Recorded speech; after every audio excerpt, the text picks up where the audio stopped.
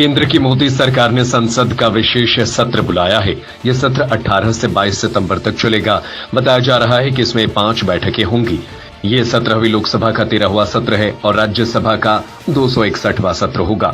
हरियाणा राजपूत प्रतिनिधि सभा के अध्यक्ष नरेश चौहान ने प्रधानमंत्री से आग्रह किया है।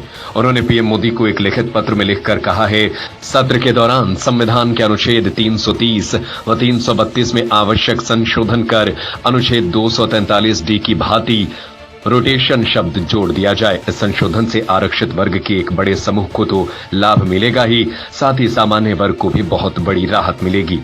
चाहते हैं कि जो आरक्षण किया हुआ है विधानसभा की और लोकसभा की सीटों का, वो रोटेशन से होना चाहिए। तो जो 18 सितंबर से 22 सितंबर तक अब पार्लियामेंट का विशेष सत्र जो बुलाया गया है, तो हरियाणा राजपूत प्रतिनिधि सभा उसका स्वागत करती है।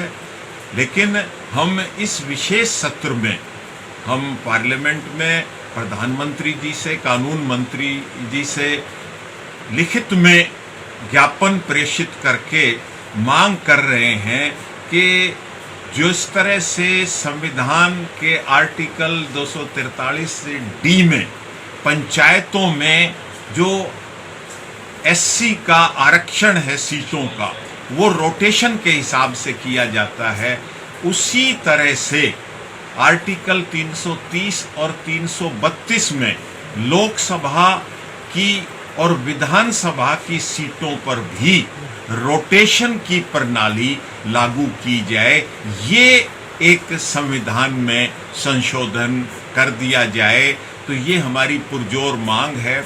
ऐसा करने से जो एससी वर्ग है उसके अधिकतर लोगों को, अधिकांश लोगों को लाभ होगा और सामान्य वर्ग भी, जनरल कैटेगरी के लोगों को भी बहुत बड़ी राहत मिलेगी।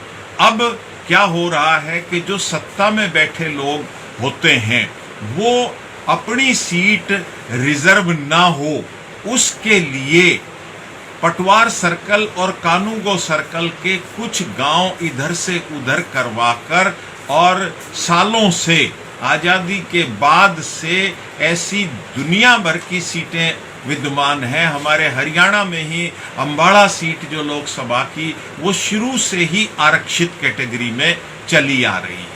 सभा के अध्यक्ष वरिष्ठ अधिवक्ता नरेश चौहान ने आरोप लगाया कि परिसमन के समय सत्ता में बैठे सांसद व विधायक अपनी ताकत का इस्तेमाल करके आरक्षित सीटों के आवंटन में अधिक बदलाव नहीं होने देंगे। उन्होंने खुलासा किया कि हरियाणा की 2 आरक्षित लोकसभा सीटें अंबाला और सिरसा इसका उदाहरण है, जबकि हरियाणा की मुलाना, होडल, बावल, पटौदी, कलानौर, बवानी, खेड़ा, सढ़ोरा, शाहबाद विधानसभा सीटें दशकों से आरक्षित चल रही हैं। परिणाम स्वरूप आरक्षित वर्ग की कुछ जातियां और चंद परिवार जो इन सीटों पर प्रभाव रखते हैं वो फल फूल रहे हैं, जबकि अन्य सीटों पर आरक्षित वर्ग की अन्य जातियां अपने प्रतिनिधित्व के अभाव में पिछड़ती जा रही हैं।